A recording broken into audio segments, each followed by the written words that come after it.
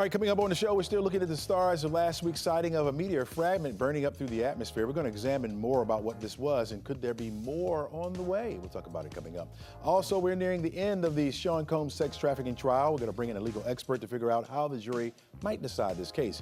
And all that hot and humid weather is bringing an annoying, blood-sucking pest to Metro Atlanta. We're going to talk about that as well. This is The Take. Let's get it.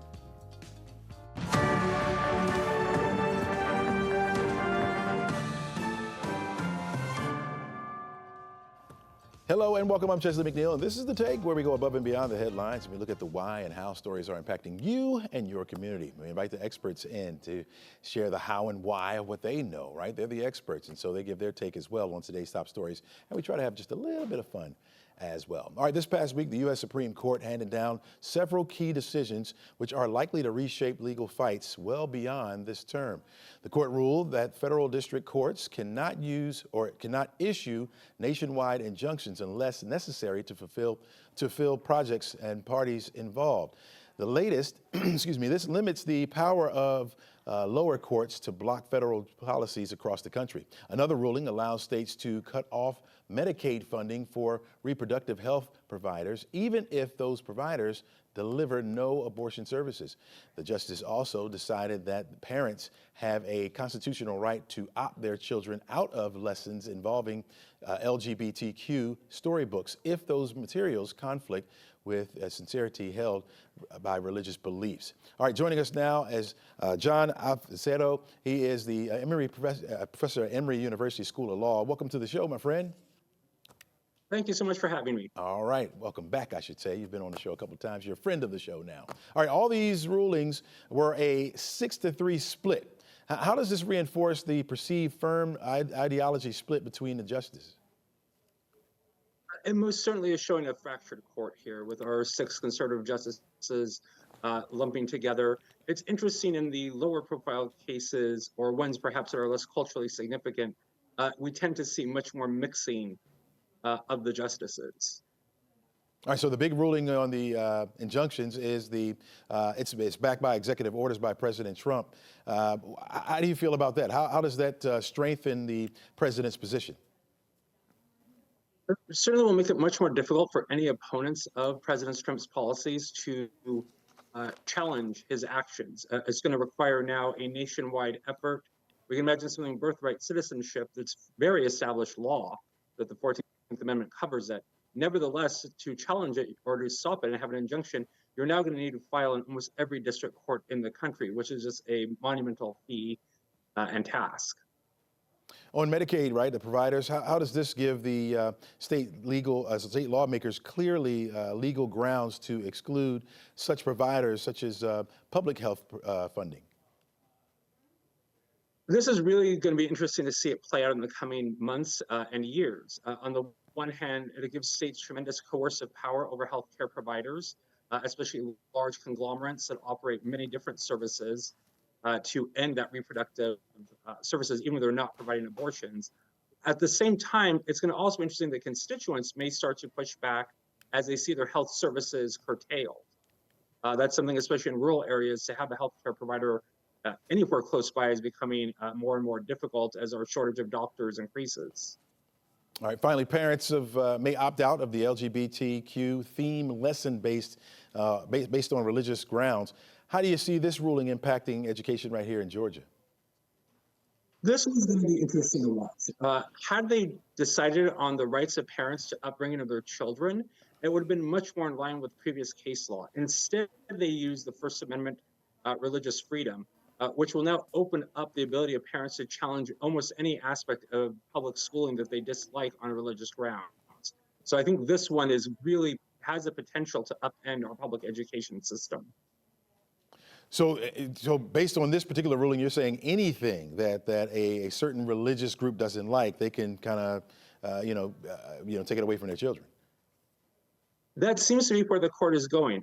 This case and a few other recent ones, the ability of folks to challenge secular books, activities on religious grounds, the court seems to be, at least a 6-member majority of the court, is very determined to push forward. Again, it'll be interesting what the limit is. You can imagine parents are going to start using this to help their children, as rightly they should. But it will be interesting to see if this is a large can of worms or if the court walks it back fairly quickly. Yeah. Yeah. Were there any other rulings that caught your attention? I think the other one is the Texas case limiting the access to pornography behind a parental wall. On the one hand, that's not a major surprise. Protecting children from pornography has been a steadfast part of the court since the 1970s.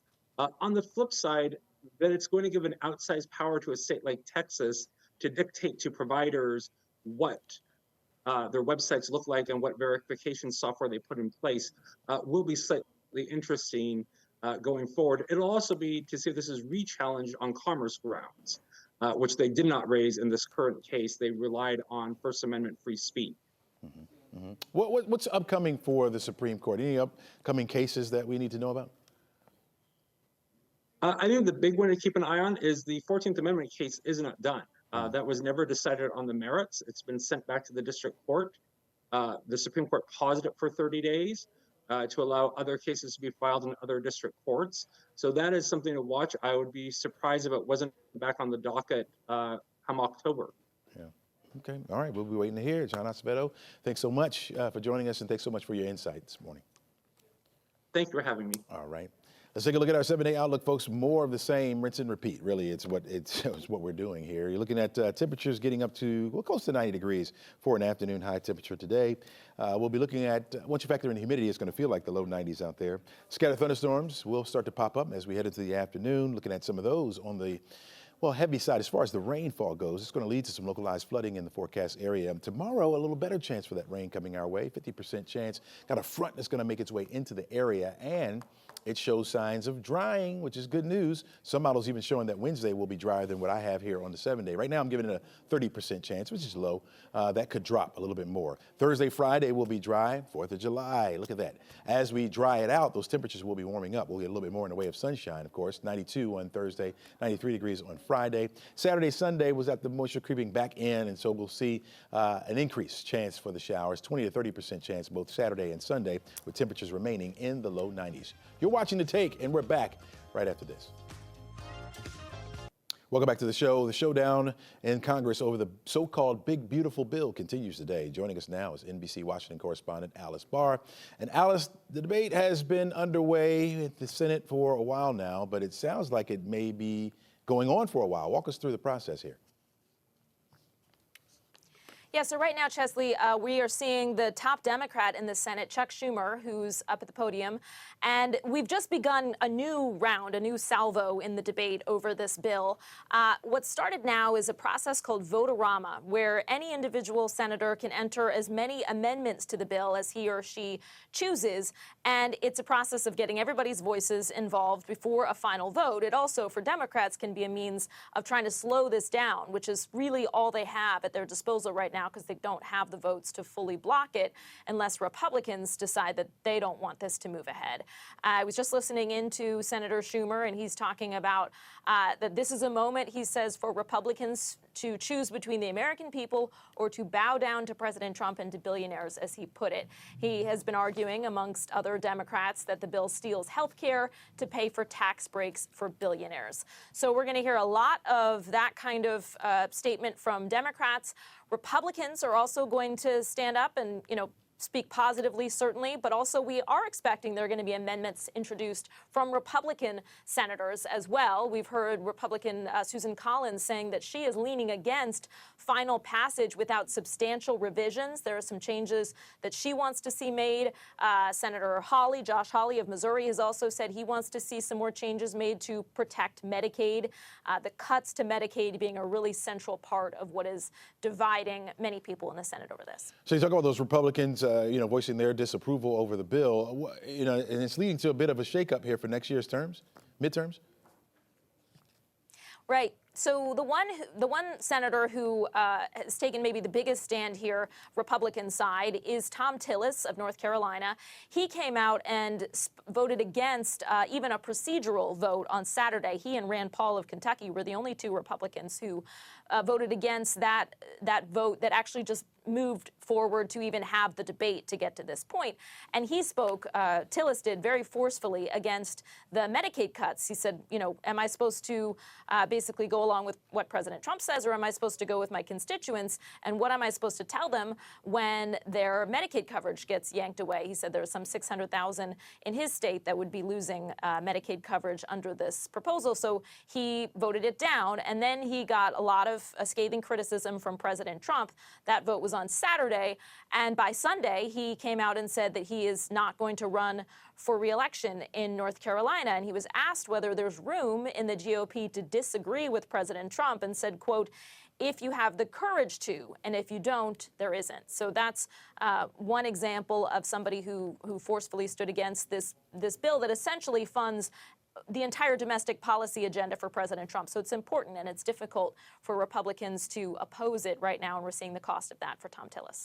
Alice, give us a timeline of when the bill needs to pass the Senate, and what could be the roadblocks that could pop up that prevent it from passing.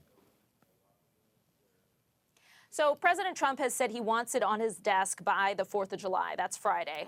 It is a 900-some page bill. There's a lot to go through there. There's a lot jammed into it. So it's not a ton of time for senators to go through everything and decide, where they stand. But they are going through this Voterama today. They'll make the amendments, and then they're headed toward a final vote. Could be later today. We heard from the House that they're expecting, so this has to go back over to the House, and the earliest they're expecting to potentially vote on it would be Wednesday.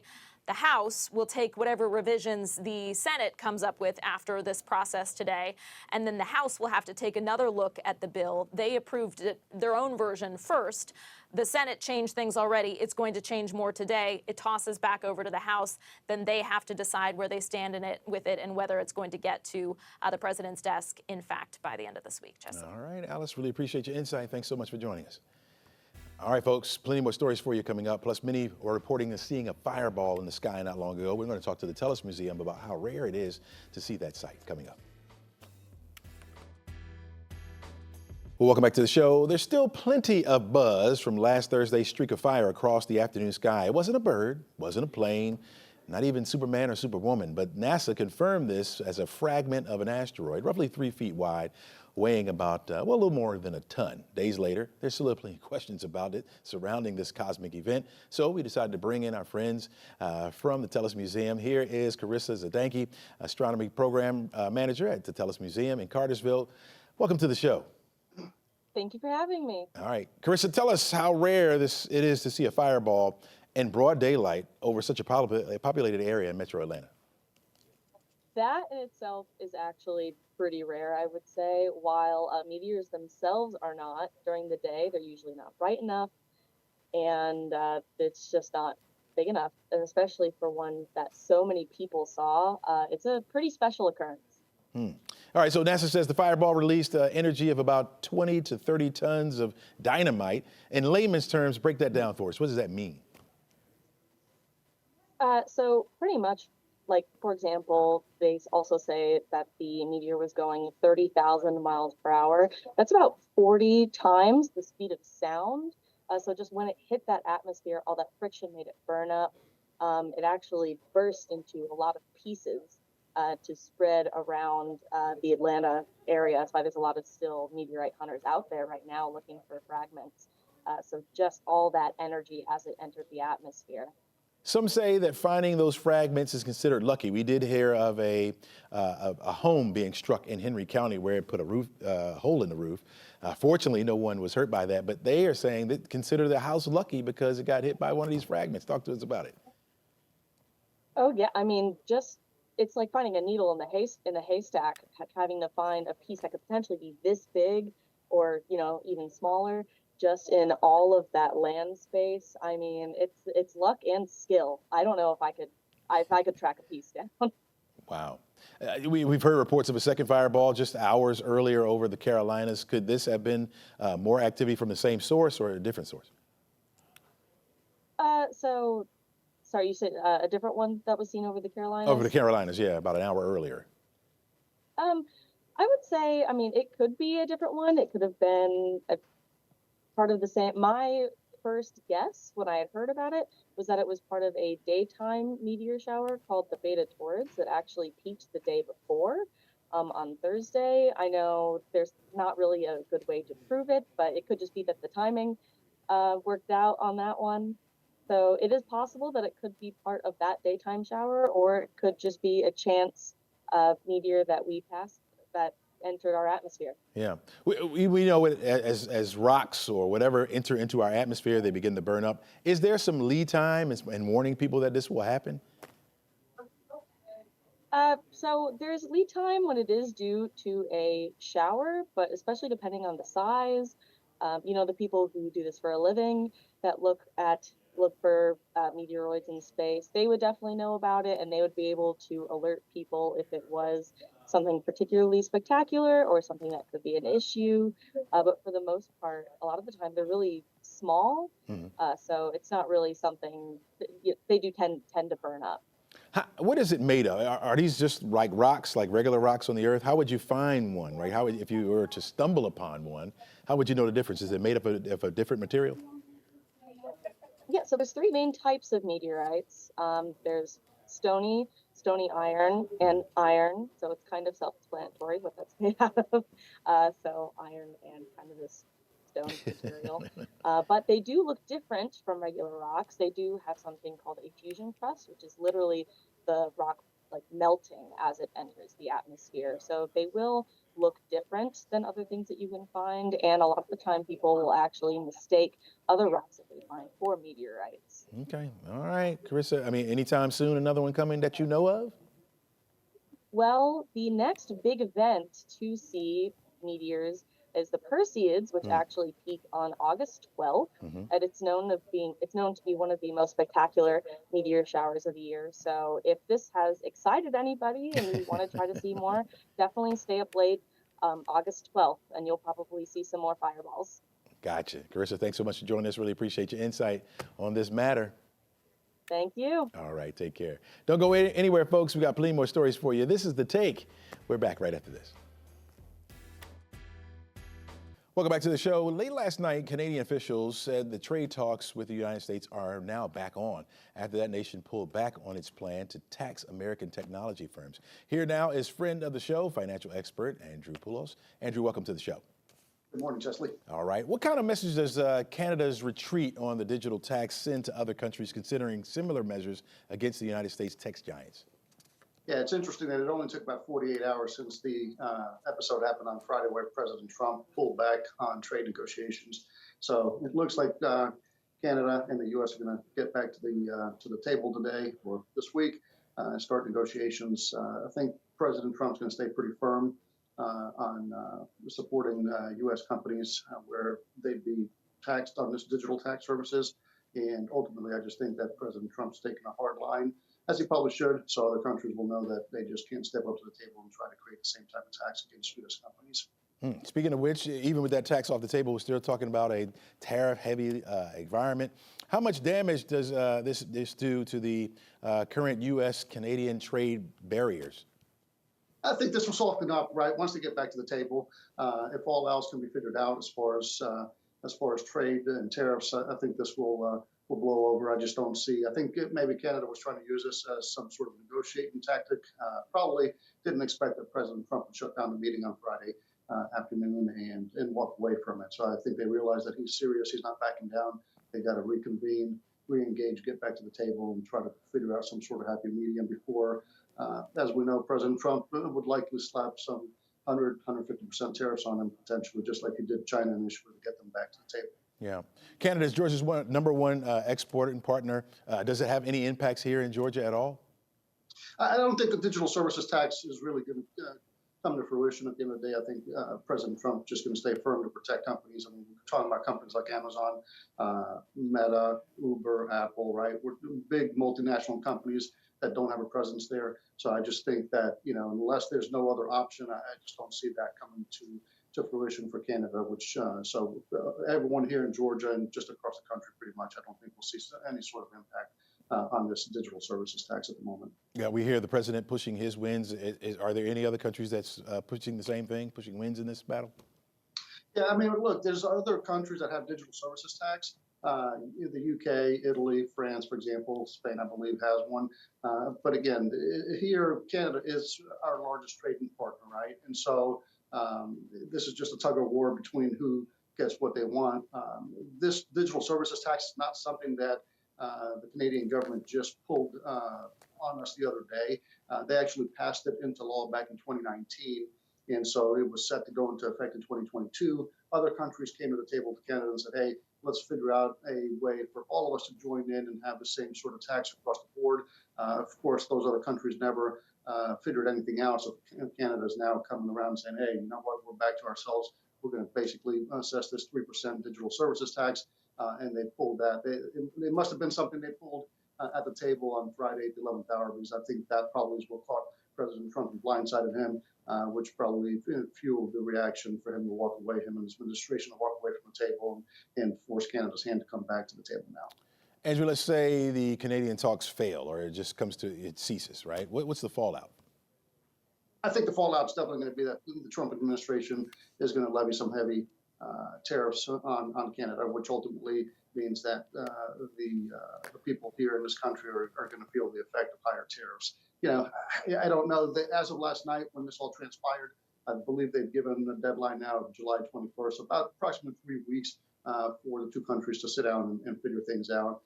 Look, as we've seen, it was high stakes with China as well. They were able to get past that and come to the table and figure out a resolution on tariffs. I think the same is going to happen here. It's really in no country's best interest to have a tariff war. While it may be short-lived, ultimately, I think long-term, basically, both countries are looking for a resolution that benefits each country. All right. Andrew, thanks so much for joining us. Really appreciate all your insight. We love it. Absolutely. All right. Take care, my friend. You too. All right, folks. Don't go anywhere. We got much more for you coming up after the break. You're watching The Take. We're back right after this.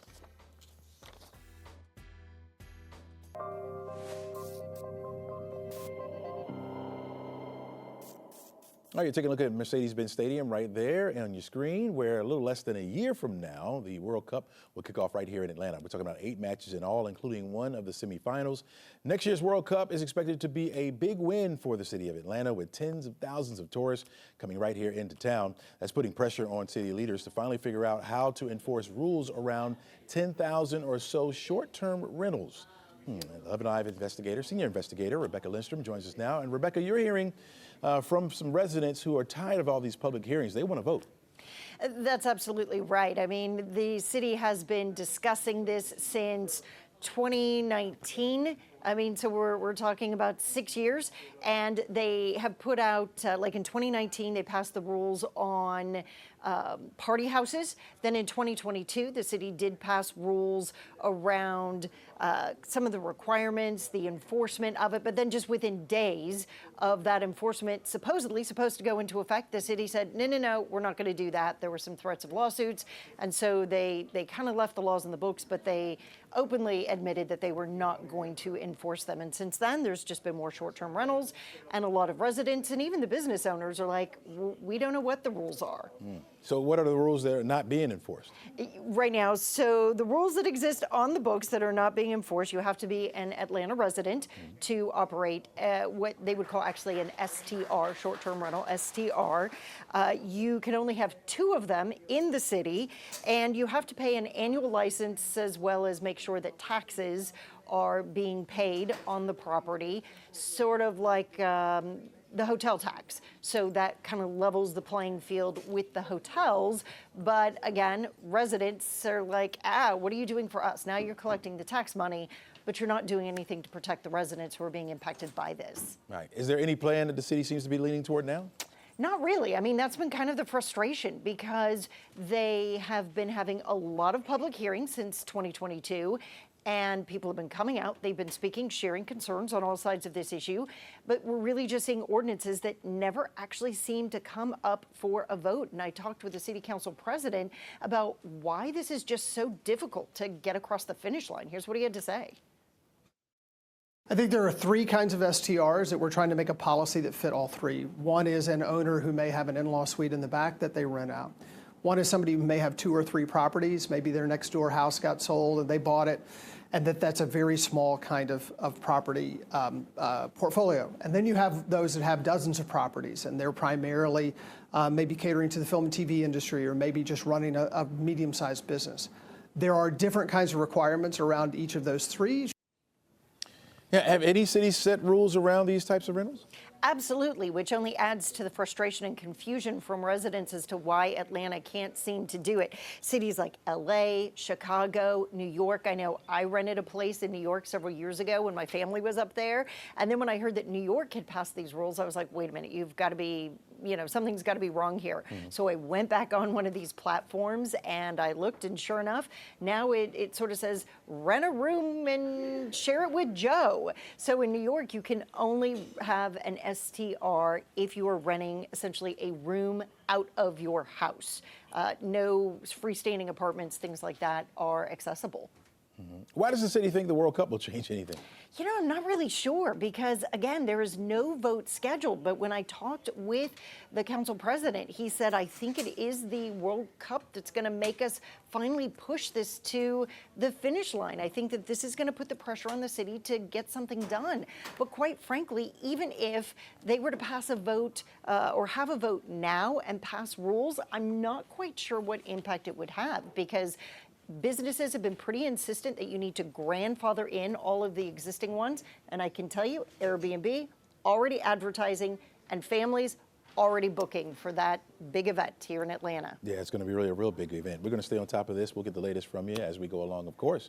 But you can watch Rebecca's full investigation tonight on 11Alive right here at 11 and here on 11Alive Plus. If you have a tip that you want Rebecca to know, you can call her at 404-873-9111. Again, that's 404-873-9111. Or email her at investigates@11alive.com.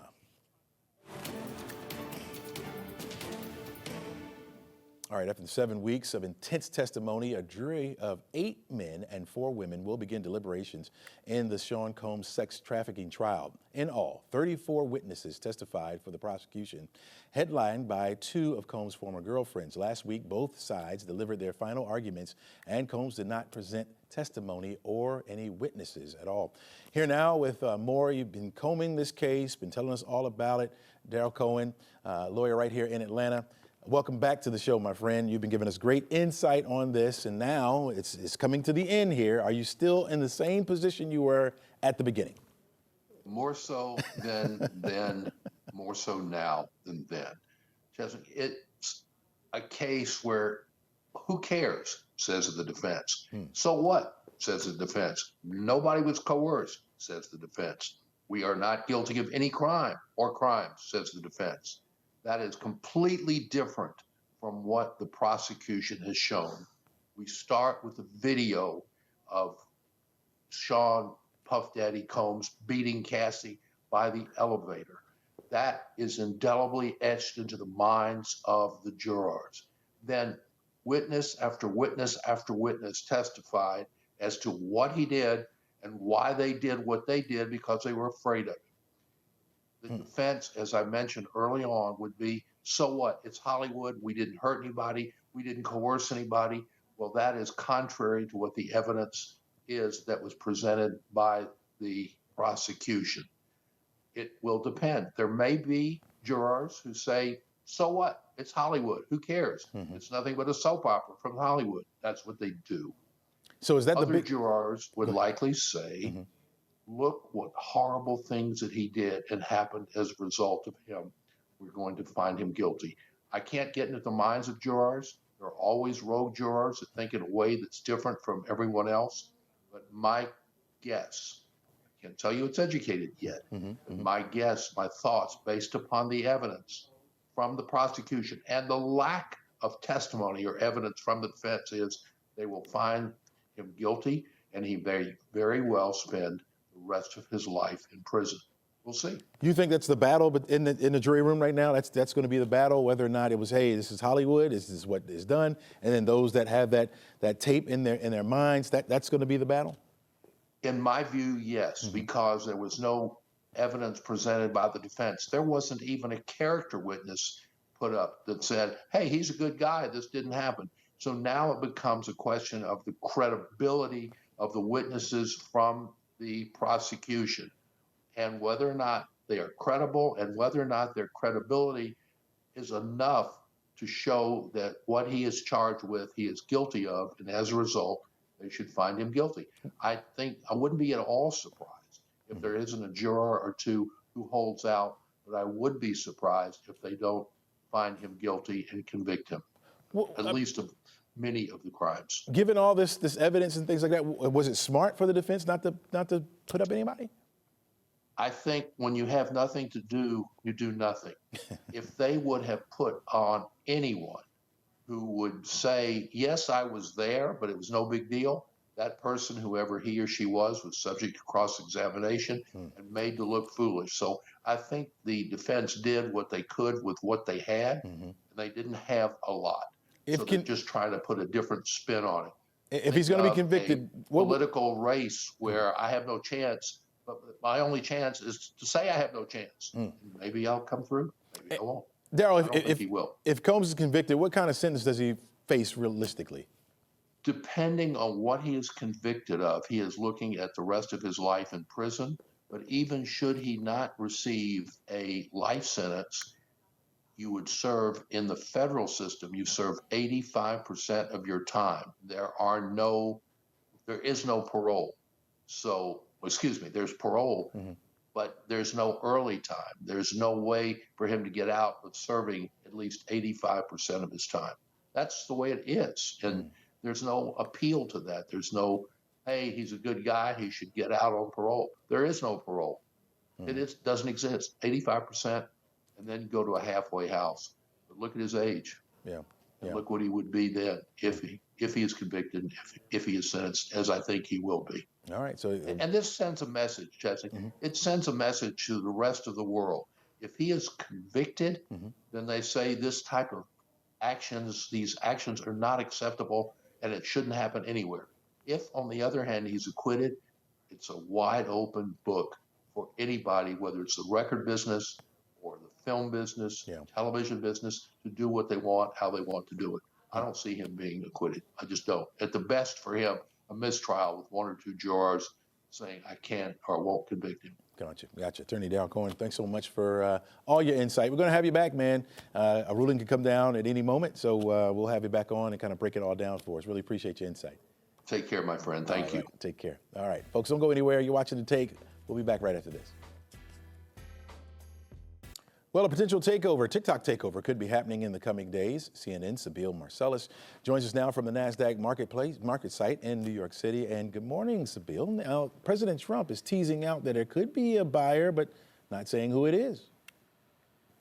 Good morning, Chesley. That's right. President Trump signaled on Sunday on Fox News that he has a group of very wealthy people ready to buy TikTok, adding that he can reveal their identities in about 2 weeks. Trump says the sale will probably need Beijing's approval to move forward, noting that President Xi Jinping will, quote, probably do it. TikTok's fate in the U.S. has been in doubt since the approval of a law in 2024 that sought to ban the platform unless its Chinese owner ByteDance divested from it. The legislation was driven by U.S. espionage concerns related to the Chinese government.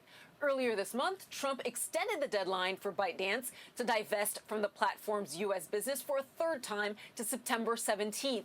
Trump credits the app with boosting his support among young voters in the last presidential election. Chesley, it'll be interesting to see. I can guess who those names are, but I'm going to wait and see what he says. Yeah, I'm going to hold my bet as well. All right, so we got a major investigation underway after hackers reportedly disrupted an airline operation over the United States. That's right. A notorious cybercriminal group has shifted its attention to the aviation industry, successfully breaching the computer networks of multiple airlines in the U.S. and Canada this month. That from the FBI and private security experts responding to these attacks. The network of young cyber criminals called Scattered Spider is known for their aggressive efforts to extort or embarrass their victims. Investigators say the hacking hasn't affected airline safety, but it has put top cyber executives executives at major airlines on alert. Hawaiian Airlines and Canada's WestJet confirmed that they're still assessing the fallout from recent cyber attacks, though the airlines did not name the perpetrators. More victims in the aviation industry could come forward, sources briefed on the investigation have said. Scattered Spider is also blamed for similar recent attacks in the insurance and retail sectors. Chesley, thankfully, it hasn't impacted airline safety. Yeah, it's good news right there with all what's happening with the airlines. We don't need any more. So we understand that Gen Z is ready to settle down, but they're having a hard time finding the keys to their dream home, huh? That's right, Chesley. So despite daunting market conditions, America's youngest generation of adults is breaking into the market in growing numbers. Financial services company Intercontinental Exchange reports that Gen Z now accounts for 1 in 4 loans issued to first-time home buyers. Their data shows this group, ages 13 to 28, are buying homes earlier than millennials or Gen X did. Remote work is also helping many leave expensive cities behind. Others are getting financial help from parents or skipping college debt altogether. While the housing market has been tight for the last few years, there are signs it may be softening. A Redfin analysis last month found that home sellers now vastly outnumber buyers. Some analysts say that's an early indication that negotiating power may be shifting back into buyers' hands. Chesley, that's great news for those who want to buy to hopefully see home prices come down. Okay. All right. So, Bill, thanks so much for joining us, giving us that insight. Really appreciate it. Thanks, Chesley. All right, take care. Folks, we got plenty more stories for you right after this break. Don't go anywhere. Well, a combination of warmer than usual weather and reoccurring rainfall and standing water creating these ideal conditions for these pesky pests. We know them as mosquitoes. Here to explain why they're biting around the metro is Elmer Graves, the public health extension specialist and research professional at UGA's College of Agricultural and Environmental Sciences. Elmer, welcome to the show. Thank you very much, Chesley. It's great to be here. All right, talk to me about how much of our weather pattern recently has added to this spike of mosquitoes in our area. Well, summer's arrived, but certainly the rainy periods have filled all the containers and habitats where mosquitoes grow. Mosquitoes require standing water for the larval stages to develop, and anything we got around our homes that's holding water is going to grow mosquitoes. Wow. All right, so when we talk about mosquitoes, one of the things that comes to many people's minds would be West Nile, right? How serious is this health risk right now? Right now, we're in the early part of the season. We haven't had much activity yet. The peak period for West Nile transmission is August 15th to September 15th as the mosquito populations grow through the summer. So really, we want to take our precautions now to kind of prevent the problems later. Now, you're saying we're just at the beginning. Now, I was out yesterday, and I'm telling you I got bit up. But you're saying we're just at the beginning of this? Yeah, absolutely. We're in the middle of it now as far as just the mosquito season. The warm nights really allow the insects to grow fast. So that's really what's getting the season kicked off is it's finally hot and the nights are staying warm. And then we've had a lot of rain. Some areas have had heavy rains. Down there around Atlanta, you've had more than we've had here in Athens. But anything that can hold water can grow mosquitoes. We really need to be diligent about the plant trays and tires and kids' toys and garbage cans and things around our homes. Yeah, really got to dump those out. Now, some people may see this as just a nuisance, but there is a broader health risk, right? Absolutely. West Nile is a very serious disease. It causes inflammation of the lining of the brain. So when people have severe cases of it, it's extremely serious, and it's a preventable disease. So that's the whole thing is we want to work hard to prevent the mosquitoes from biting us.